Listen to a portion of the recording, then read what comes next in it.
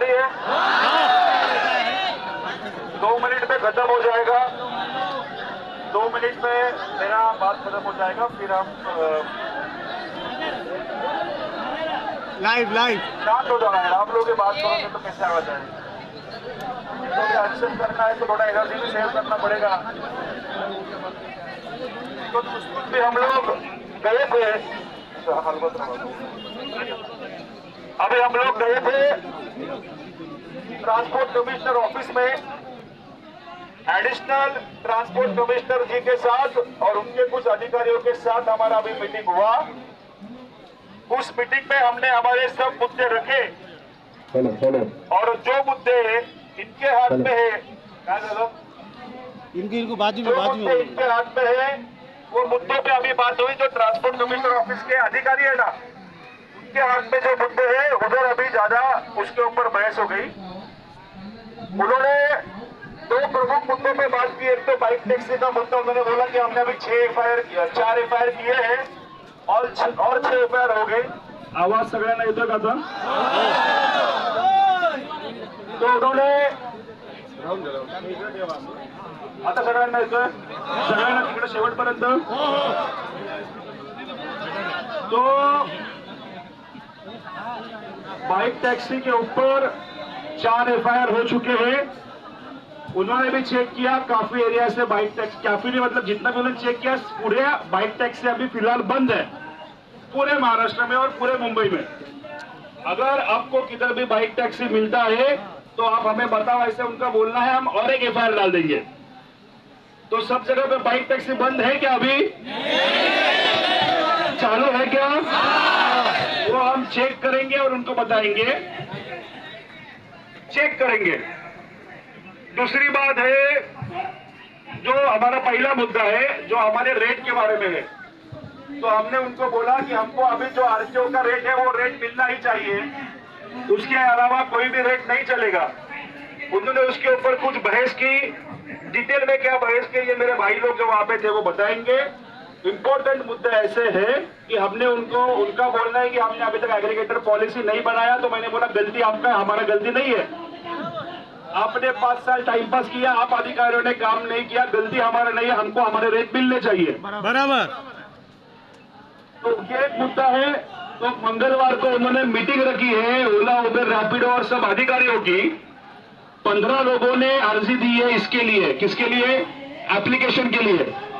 तो उन्होंने मंगलवार को मीटिंग रखी है, तो वो बोलेंगे मंगलवार को फैसला सुनाएंगे मीटिंग होने के बाद।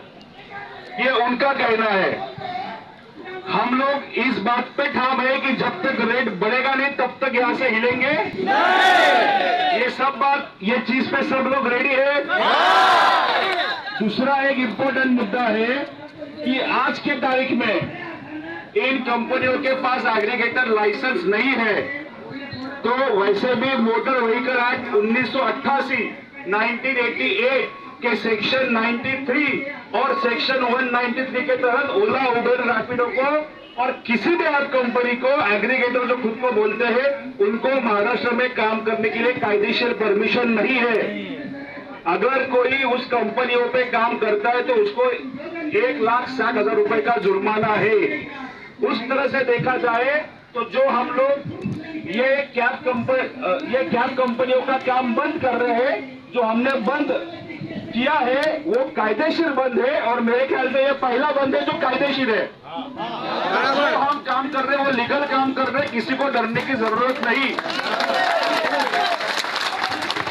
मैंने ये सब फेसबुक पे डाला हुआ है, सुबह जो मैंने लेटर डाला उसमें, उसके बारे में हमने इनको भी अवगत किया, एडिशनल कमिश्नर को। उन्होंने भी ये बोला कि हाँ आप बोल रहे हो सही हो, अभी इन कंपनियों को काम करने की अनुमति नहीं है हमारी ओर से। तो जो हम बंद कर रहे हैं हम सही कर रहे हैं, उनका काम वो नहीं कर रहे, इसलिए हम उनका काम कर रहे हैं। सही बात है। तो आज से हम सब आरटीओ के अधिकारी हैं, क्योंकि वो उनका काम नहीं कर रहे, हम उनका काम कर रहे हैं। हमको गाड़ियां रोक के बंद करने का अधिकार है।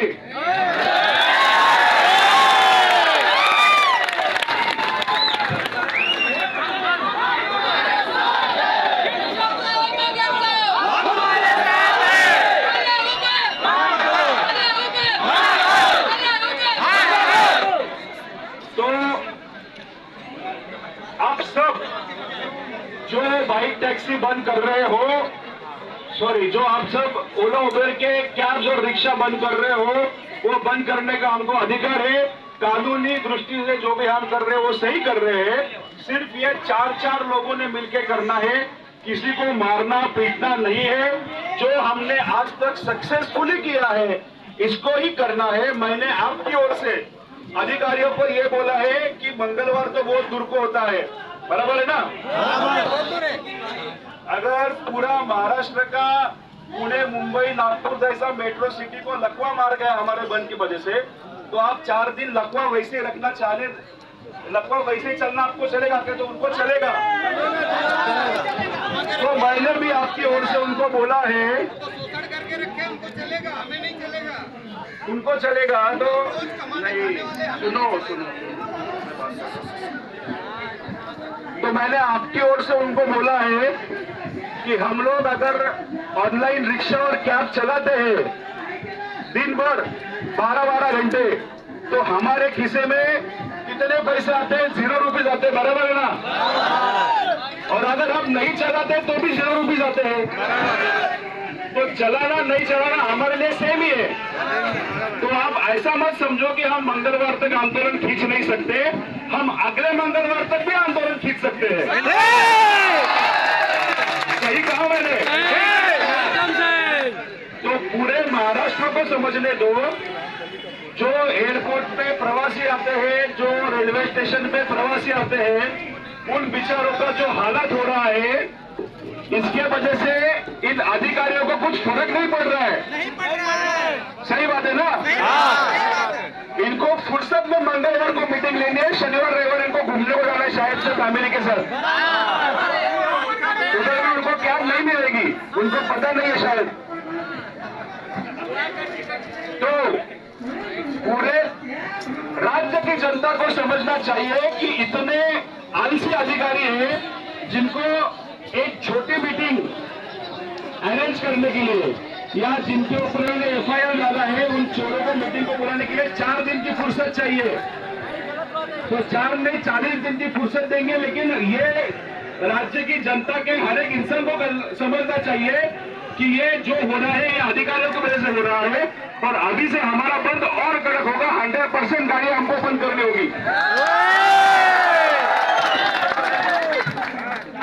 इतने बड़े तादाद में बंद करनी होगी कि कल ये खुद चल के हमारे पास आएंगे कि सॉरी गलती हो गया, मंगलवार नहीं, अभी बात कर रहे करेंगे सब लोग।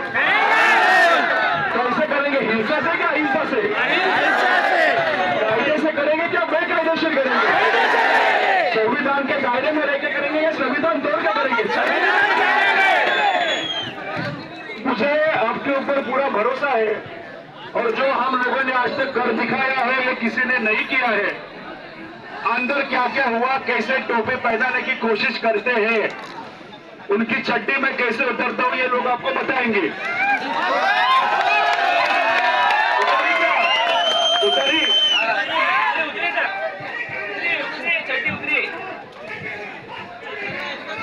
तो अभी डिटेल में बात हमारे भाई लोग करेंगे।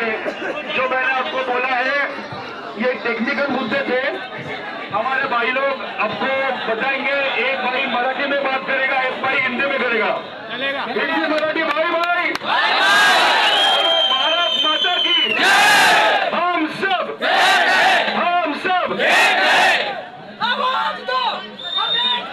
यस। तो मेरे भाइयों अभी जो भी मेरे साथ जो भाई अंदर आए थे वो क्या क्या हुआ आपको विस्तार से बताएंगे। मैं हमारी जो दीदी आई है जिनके घर में एक दुखद घटना घटी है, मैं आप सबसे ये निवेदन करता हूँ,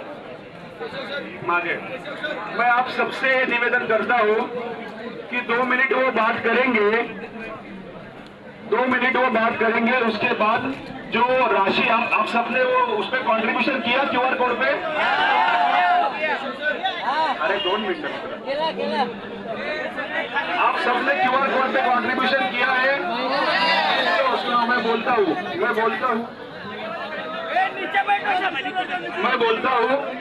हम लोगों ने जो QR कोड फेसबुक पेज पे डाला है, मेरा फेसबुक पेज सबके पास है, उस पर 12 बजे का पोस्ट है, उसमें जो भी राशि 11 से अब तक, अभी 4:30 बजे 5 बजे तक जो भी राशि 11 से 5 बजे तक जो भी राशि जमा होगी, बैठ जाओ नीचे।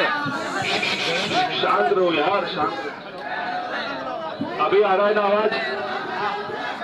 तो 11 से अभी 5 बजे तक जो भी राशि उस संगठन के बैंक अकाउंट में जमा होगी वो हम इस फैमिली के हाथ में अभी दे देंगे चेक के साथ। जिन्होंने नहीं दिया है वो शांति से बैठ के ही फेसबुक का जो मेरा प्रोफाइल है उसमें वो क्यूआर कोड डाला हुआ है, वो क्यूआर कोड स्कैन करके उसमें वो अमाउंट डालिए। जितना भी आपको लगता है किसी को कोई फोर्स नहीं है, मैं ये जानता हूँ हम सबका पेट हमारे हाथ पे है, जिसको जितना जमता है उतना दे दीजिए। मुझे पता है इतने सारे भाई है, बड़ी राशि तो तैयार होगी, ठीक है? तो जिनको भी पॉसिबल है वो कहिए। मैं किसी को बुला के यहाँ पे बुलवाऊंगा ना तुम्हें कितने रुपए दे, क्योंकि हम लोग ऐसे करते हैं, बोली नहीं लग रही है।